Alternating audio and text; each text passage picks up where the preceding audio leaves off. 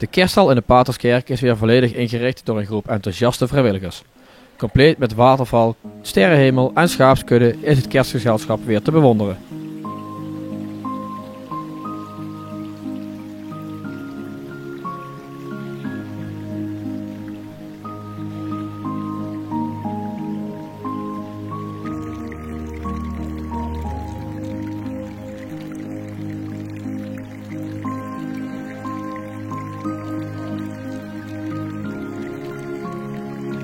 Dus ja, de hele adventtijd bouwen wij de kerststal met een flinke groep vrijwilligers.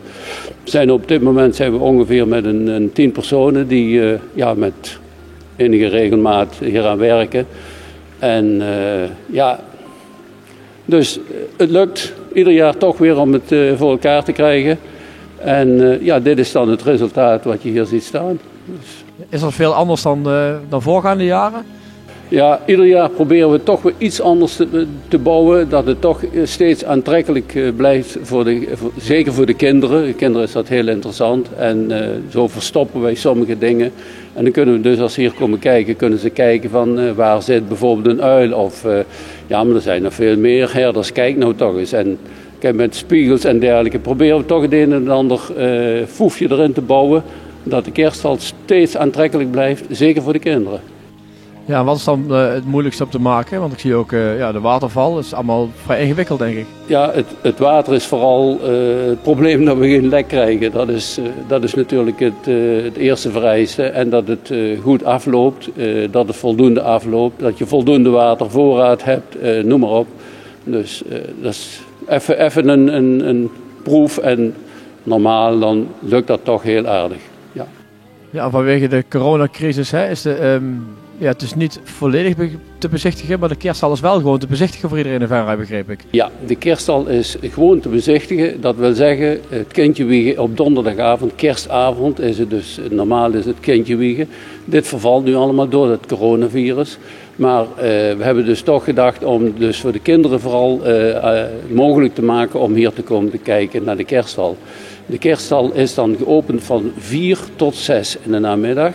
Kerstdag is er om 11 uur een mis. En dan na de mis tot 5 uur 's avonds kan iedereen hier binnenlopen. Ook weer via een route die aangegeven staat om de kerststal te bezichtigen. Tweede kerstdag hetzelfde, na de mis weer tot 5 uur.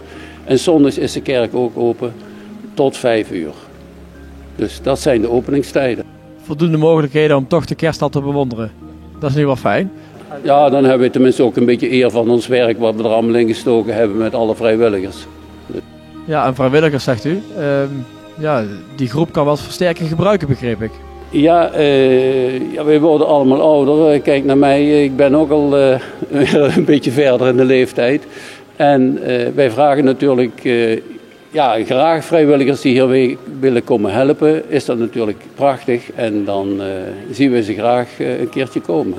Als u naar de kerststal kijkt, wat is uw favoriet? Of waar geniet u het meest van?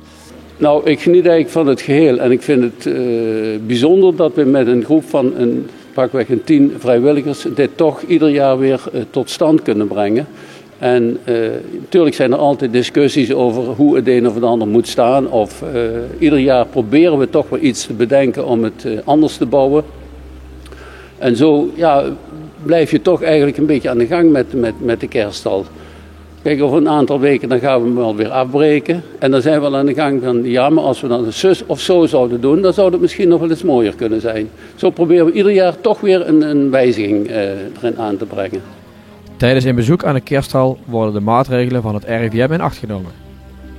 Kaarten voor de missen op eerste en tweede kerstdag zijn via de pastorie verkrijgbaar. Vanwege de coronacrisis is er slechts een beperkt aantal kaarten beschikbaar.